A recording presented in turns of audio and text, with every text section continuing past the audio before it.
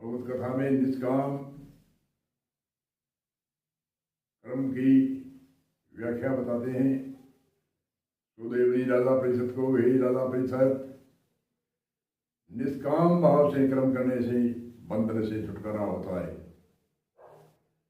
शुभ कर्म भी बंधन है, अशुभ कर्म भी बंधन है। शुभ कर्म और अशुभ कर्म दोनों बंधन है।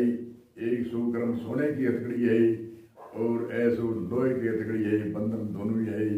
जितने भी संत ऋषि मुनि हुए सभी ने निष्काम भाव से साधना करी, फल की इच्छा नहीं रखी।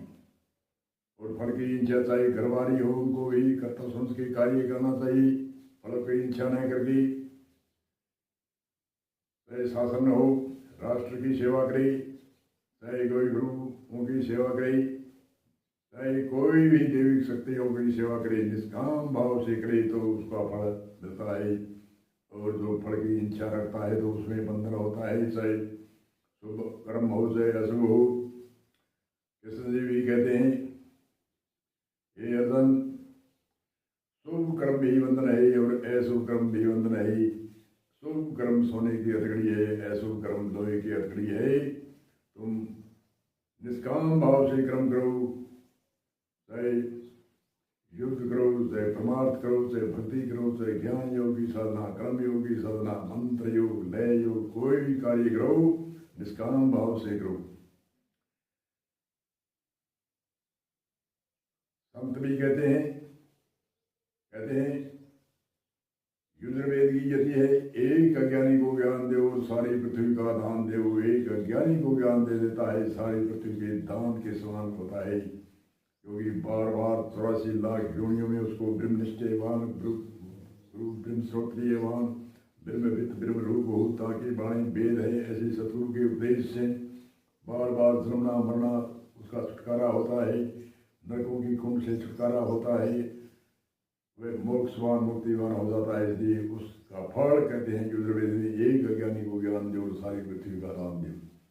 संतों कई शिष्यों को नौसागर से पार करते हैं, परंतु वो निष्काम भाव से रहते हैं, वह फल की इच्छा नहीं करते। अगर ये कामना रहती है तो वह बंधन में आ जाते हैं। और निष्काम कर्म का ही फल हमें पुण्य मिलता है, 23 गुना मिलता है निष्काम भाव से कर्म करने पर। और हम जो कामना रख के करते हैं वह क्षण हो जाता है, बंधन में आ जाते हैं। एक नहुष राजा की कथा है। नहुष राजा ने इतना दान किया, जल दान, वस्त्र दान, अन्न दान, सोने का दान, भूमि का दान, कन्या का, अनेक कन्याओं की शादी, लंगर, भूखे को प्यासे को, कई अनेक जगह जगह होम यज्ञ आदि बहुत करे, जिनकी कोई सीमा नहीं थी। क्योंकि उनके राजा की पुरानी पीढ़ी परंपरा से उसकी राज घराना था, उन्हें खजाना भरा हुआ था। उसकी सात्विक भाव हुआ कि मैं जनता को दुखी न देखूं। तो वह के शुरू में चला गया। पहले शुरू का राजा था, उनका पुण्य कम था, इसलिए शुरू का राजे का ये संविधान है कि जिसमें अधिक पुण्य होता है वह सिंहासन पर इंद्र भगवान का शासन लेता है। तो वह पहले बड़ा इंद्र भगवान नीचे आया और नहुष राजा उस गद्दी पर बैठा। और उस इंद्र भगवान ने किया रहे थे पुण्य बाकी थे, और मैं नीचे कैसे आ गया, इधर उधर कईयों से समझदारों से पूछा, उसने कुछ नहीं बताया। विद्वान ऋषि मुनि, किसी ने कहा विद्वान ऋषि मुनि संत महापुरुष हैं, उनके पास में जाओ। वह ब्रह्मनिष्ठ ब्रह्म रूप ब्रह्म श्रोत्रिय ब्रह्मनिष्ठवान के पास में गया। उसने यही प्रार्थना की कि मेरे पुण्य बाकी थे और राजा नहुष मेरी गद्दी खोज ली।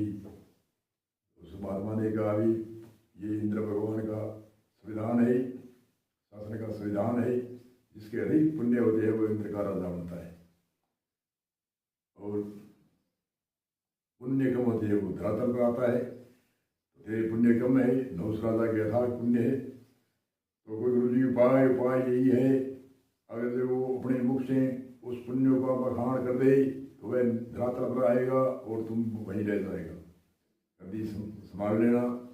अगर जो अपने मुख से कुछ नहीं कहेगा तो पुण्य कायम रहेंगे। उसने जाकर के राजा नहुष से, उस पहले वाले इंद्र ने जाकर कहा, हे राजा साहब, चलो आपके पुण्य अधिक थे, आप यहाँ आ गए, परंतु आपने बताओ आपने क्या क्या ऐसे पुण्य किए जो मैं पहले वाले पुण्य मेरे बाकी थे, फिर भी यहाँ गद्दी पर आ गई। वह राजा नहुष गिनाने लगा, जो जो गिनाने लगा, मैंने इतनी गायों दान में दी, इतनी गायों की रक्षा करी, इतनी गौशाला खोली, इतनी कन्या को शादी कराई, इतना कन्यादान दिया, अन्न दान, वस्त्र दान, सोने का दान, भूमि का दान आदि आदि कहा। और वह